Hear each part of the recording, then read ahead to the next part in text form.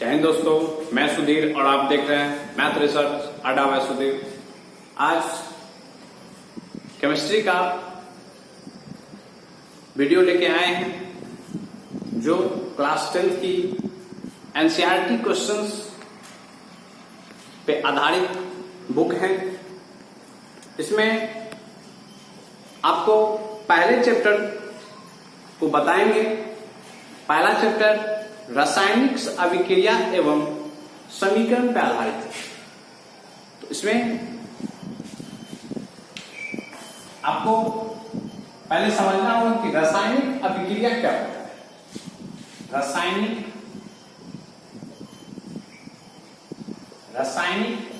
अभिक्रिया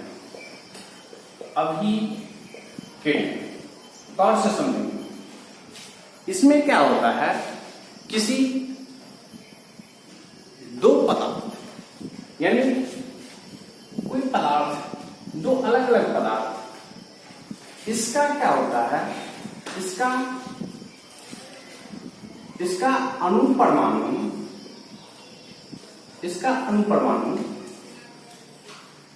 और इसका अणुपरमाणु दोनों अभिक्रिया करके आपस में अभिक्रिया करके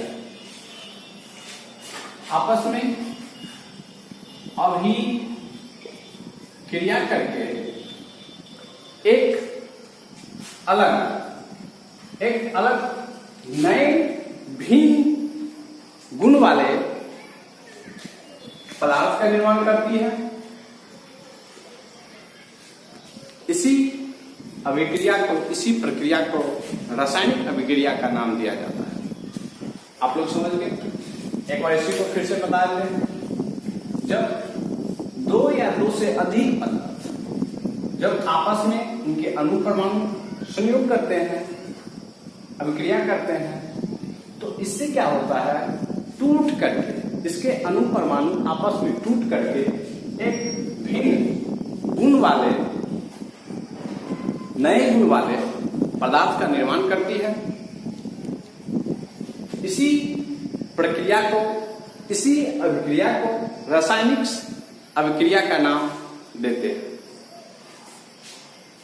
अब इसके बाद रासायनिक अभिक्रिया के बाद आपको जानना होगा, जैसे हम लिखते हैं H2 plus Cl2, H2 plus Cl2, तो ये आपको बनता है 2HCl।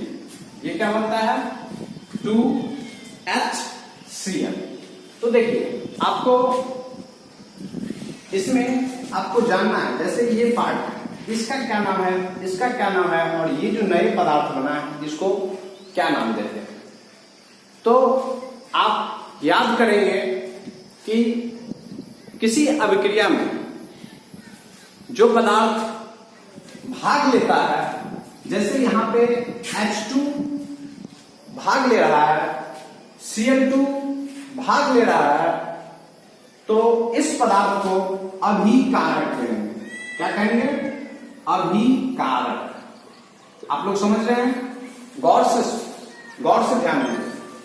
जैसे यहां पे ये पदार्थ और ये पदार्थ इस अभिक्रिया में भाग ले रही है, तो उसको बोलेंगे अभिकारक। और इस दोनों अभिक्रिया के बाद जो नए पदार्थ बना है, यानी 2HCl बना है, इसको बोलेंगे प्रतिथल। ये आपको इससे डायरेक्ट क्वेश्चंस आता है 10th के एग्जाम में, तो आप लोग गौर से समझने का कोशिश करेंगे। इसी तरह से हम आगे की जो चैप्टर है इसको भी डालते रहेंगे। इसके बाद अगले पॉइंट की ओर चलते हैं। अगले पॉइंट है रासायनिक अभिक्रिया की विशेषताएं। जैसे दो पदार्थ भाग लिया है उसमें अभिक्रिया में, तो उसका क्या सब विशेषता होगा उसको जानिए। तो पहला विशेषता है गैस की उत्पत्ति, दूसरा है अवक्षेप का बनना, तीसरा है रंग परिवर्तन, चौथा है तापमान में परिवर्तन, पांचवा है अवस्था में परिवर्तन। आप लोग समझते चलिए बात को। अगर किसी बात को समझ लेते हैं तो फिर उसको लिखना एग्जाम में क्या होता है, आसान हो जाता है, इसलिए फॉलो कीजिए। चलिए पहला देखिए, गैस की उत्पत्ति करेंगे क्या, जब जस्ता का टुकड़ा लेंगे और हाइड्रोक्लोरिक अम्ल को जब उसके साथ संयोग करवाएंगे तो आपको पता चलेगा कि उसमें से गैस निकल रहा है। इसी घटना को गैस की उत्पत्ति का घटना नाम दिया गया है। दूसरा है अवक्षेप का बनना। दूसरा है अवक्षेप का बनना। इसमें क्या होता है, जब सोडियम क्लोराइड को सिल्वर नाइट्रेट के साथ अभिक्रिया करवाएंगे तो आपको एक ठोस पदार्थ के रूप में ये आकृति होगा, उसी का नाम अवक्षेप दिया गया है। आप लोग ध्यान दीजिएगा वर्ड पे भी। अवक्षेप का मतलब ही होता है किसी ठोस पदार्थ। जब NaCl और सिल्वर नाइट्रेट को आप लोग प्रैक्टिकल करेंगे, उसको अभिक्रिया करवाएंगे, तब क्या होगा, ये जो है नए पदार्थ बनेगा और उसका नाम होगा सिल्वर क्लोराइड, जो कि आपको एक दही की आकृति के तरह दिखता है। इसके बाद तीसरा की ओर चलते हैं। तीसरा पॉइंट है रंग परिवर्तन। इसमें क्या होता है, पोटासियम परमैंगनेट के बैंगनी रंग के मिश्रण में जब आप नींबू डालते हैं तो क्या होता है, बैंगनी का कलर जो होगा वो धीरे धीरे गायब हो जाता है। इसके बाद चौथा है ताप में परिवर्तन। चलिए, ताप में परिवर्तन यानी आप लोग देखते होंगे कि जब कली चूना पे क्या करते हैं हम लोग, पानी डाल देते हैं तो वो खौलना शुरू कर देता है। मतलब उसका ताप में यानी उष्मा में क्या होता है, वृद्धि होने लगता है। इसी को बोल सकते हैं आप ताप में परिवर्तन। और लास्ट है पांचवा, अवस्था में परिवर्तन। इसमें क्या होता है, वो उसका स्वरूप आकृति वो चेंज हो जाता है, इसे ही नाम दिया गया अवस्था में परिवर्तन। जैसा कि अवस्था में परिवर्तन का उदाहरण आप देख सकते हैं। हम लोग क्या करते हैं, मोमबत्ती को जलाते हैं तो होता क्या है, मोमबत्ती को जब जलाते हैं तो जलाने के बाद वो द्रव अवस्था में दिखता है, इसे ही नाम दिया गया अवस्था में परिवर्तन। मतलब वो अपना अवस्था, उसका जो बनावट था वो चेंज हो रहा है, ठोस से द्रव में, द्रव से गैस में। इसके बाद अगले पॉइंट की ओर चलते हैं, तो चलेंगे। अगला हेडिंग है रासायनिक समीकरण लिखने का नियम। चलिए लिखते हैं, रासायनिक समीकरण लिखने का नियम।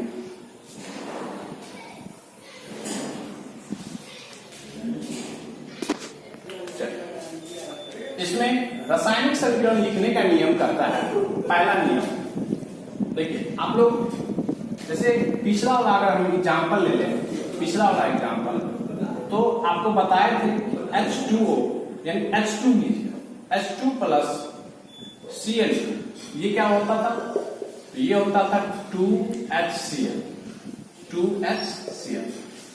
इसमें आप देख रहे हैं कि ये H2 एक अभिकारक है। अभिकारक इसको क्या किए हैं, ये H2 किसी का संकेत है, सिंबल। तो पहला पॉइंट लिखते हैं, किसी भी पदार्थ को क्या करेंगे, उसको संकेत के माध्यम से उसको दिखाएंगे। तो अभिकारक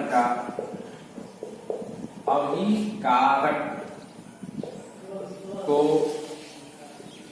इनके संकेत के रूप में लिखना, संकेत के रूप में लिखना।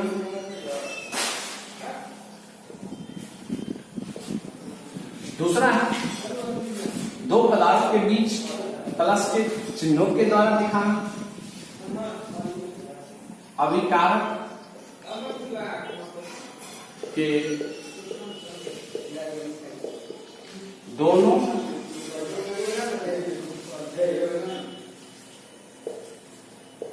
के बीच प्लस का चिन्ह के द्वारा दर्शाना। इसके बाद क्या करते हैं, ये अभिकारक और प्रतिफल के बीच जो हम उसको अलग करते हैं उसमें एरो के चिन्ह के द्वारा अलग अलग करना। तो लिख देते हैं अभिकारक और प्रतिफल को अलग करने के लिए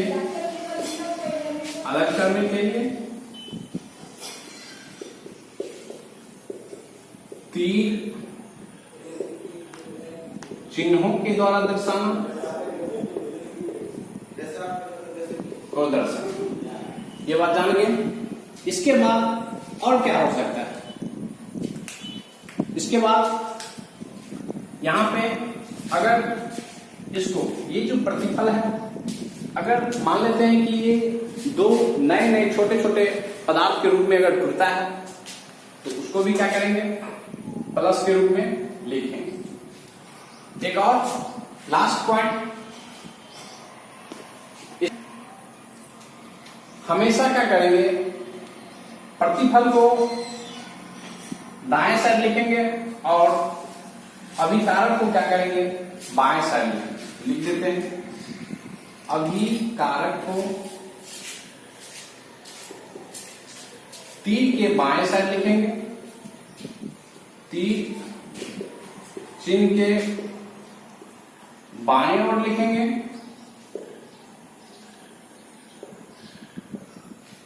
और यहां पे दिख रहा है क्या, और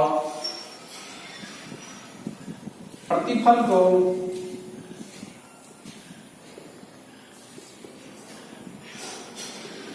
दाएं तरफ लिखेंगे। ये महत्वपूर्ण बात थी रासायनिक समीकरण को लिखने का नियम। आप इसको अच्छा से तैयार कर लेंगे, इससे आपको कम से कम 3 मार्क का क्वेश्चन पूछा जाएगा एग्जाम में, तो आप लोग ध्यान देंगे।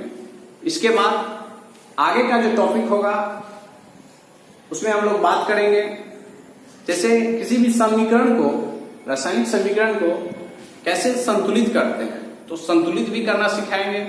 अगर होगा तो उसको अगले वीडियो में लाएंगे। अगर आप लोगों को ये चैनल के माध्यम से जो बात बताया जा रहा है अगर अच्छा लगे तो इसको सब्सक्राइब कीजिए, लाइक कीजिए, अपने मित्रों को शेयर